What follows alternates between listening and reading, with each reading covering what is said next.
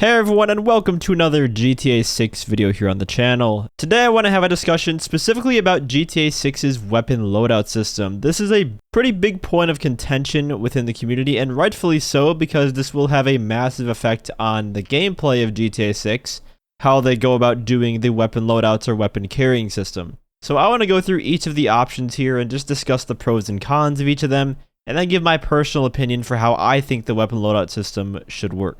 Before that though, let's go over the old GTA games and how they handled or balanced how you carry weapons. In the 3D era, at least the mainline ones like GTA 3, Vice City, and San Andreas, and we'll even throw in GTA 4 even though it's not the 3D era, it's the HD era, but it still operates under the same system. You could only carry one of each weapon type. So for example, in San Andreas, if you had a baseball bat, then you couldn't also carry a knife. You had to replace it if you wanted it. Or the M4, for instance, if you wanted to use that and you had an AK, you had to replace it to get the M4, so you couldn't hold every single weapon at the same time.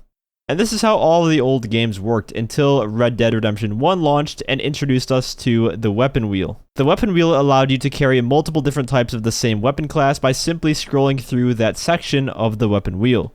And as we all know, that is exactly how GTA 5 works. It uses that exact same weapon wheel concept from the first Red Dead Redemption. Although 12 years later, things have gotten a bit out of hand when our characters can hold like 8 different heavy weapons, 5 different sniper rifles, 18 pistols, 20 melee weapons, 8 different throwable types, 9 assault rifles, etc. Now those aren't exact numbers, just exaggerations, but I'm pretty sure there are close to 20 pistols that we can carry at the same time.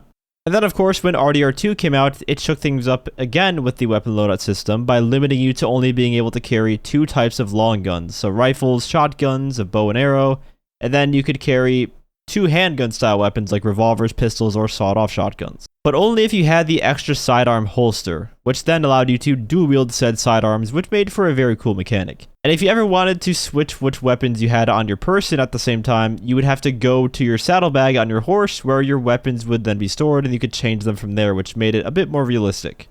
So for GTA 6, there are a few different routes they could take here for how they designed the weapon loadout system. They could go for the GTA 5 route and just let us carry every single weapon in existence at once. And that would be the most sandboxy method they could do, where you could just go on a rampage with every single weapon on you at once. However, I actually think that this system of being able to carry every single weapon at the same time is a huge detriment to the gameplay of GTA 5 and just its balance in both PVE and PVP. For the simple reason that you are fitted for every type of situation all the time. Long range, you have the Heavy Sniper Mark II. Vehicles, well, take out your grenade launcher, RPG, railgun, or homing launcher depending on the type of vehicle it is. MGs, you have every type of light machine gun and SMG on you at once. So you have the best weapons of every single type for any type of situation that you come across. The PvP of GTA Online makes this problem very abundantly clear. You ever wonder why air vehicles just stand no chance anymore in GTA Online? Well, it's because everyone can carry on them at one time a railgun, an explosive sniper, a homing launcher, an RPG, and you can buy ammo for those through the interaction menu, by the way. So there are just no limitations to anything, which means that in order for air vehicles to be viable, they would have to take an enormous amount of explosives because everyone just has an enormous amount of explosives on them at once. Most combat that takes place at long range turns into heavy sniper battles because everyone has the weapon on because they can carry everything. And in close range, everyone has an explosive shotgun to just one-shot you. Again, there are no limits and no choices to make with pros and cons for each type of situation. Imagine how different this game would be if you had to make a choice of either taking one type of weapon per class or only having access to 2 long weapons on you at once. Having to choose between a homing launcher or the railgun would be a massive decision. If you choose the railgun, you're better at taking out aircraft, but if a ground vehicle ever rolls up on you like a tank, well then you'd be easily taken out because you don't have any rockets to deal with it. Explosive spam would be greatly reduced in on-foot combat, and with the RDR2 style of carrying only 2 long guns at once, even more so, because now you'd have to choose RPG or sniper rifle. You'd have to make the decision of carrying maybe a heavy weapon like an RPG or an assault rifle. Now I've had this discussion in my streams a few times, and it seems that some people really don't like the idea of having that RDR2 style system for GTA 6, but would be completely fine with the older GTA system of only being able to carry one type of each weapon on you at once.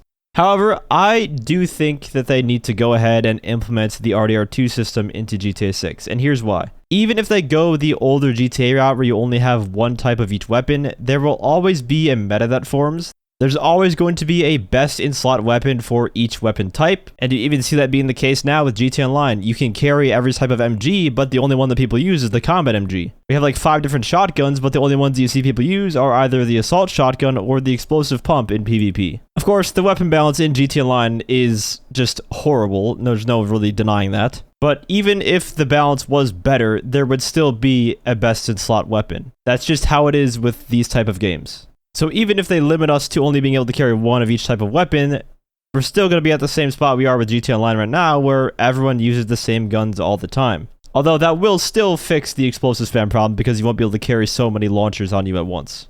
But if you limit your long guns to only carrying 2 at a time, well, even if there are meta guns for each slot, you're only going to be able to choose 2 of those to carry at one time. You want to use an assault rifle or sniper? Alright, well, if a shotgunner rolls up on you, then you're going to be at a disadvantage there. Or if you choose not to bring a sniper, then you'll be at a disadvantage long range. But maybe you also decide to bring an RPG with you instead of that sniper, so then if they try to use vehicles, then you have the advantage.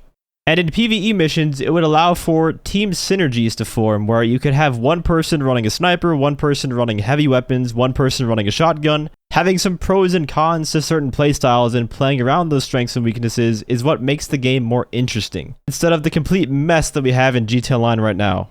And let's not forget what is often called Rockstar's best PvP game of all time, or sometimes even referred to as the best third-person shooter of all time, Max Payne 3. In that game, you could only carry 3 weapons on you at once.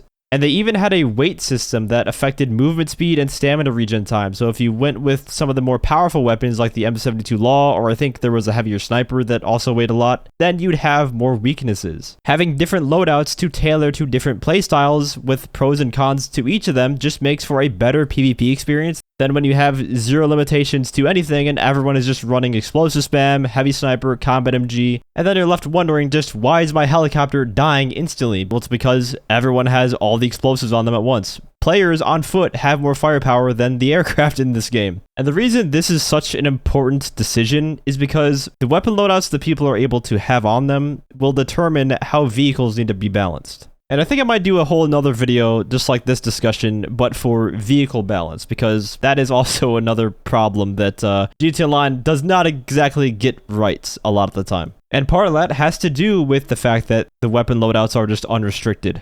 But let me know what you guys think about this in the comments down below. What type of weapon system do you hope to see in GTA 6? Would you prefer the older GTA route of being able to carry only one of each type of weapon, the RDR2 route of being super restricted and only being able to carry a few long guns on you, or the GTA 5 route where it's just a complete mess? If you guys enjoyed the video or found it helpful, feel free to leave a like as well as subscribe to my channel for more GTA Online content. I also want to give a huge shout out to all of my channel members for your support. If you'd like to become a member for some exclusive perks, you can either use the join button or the link that's down in the description.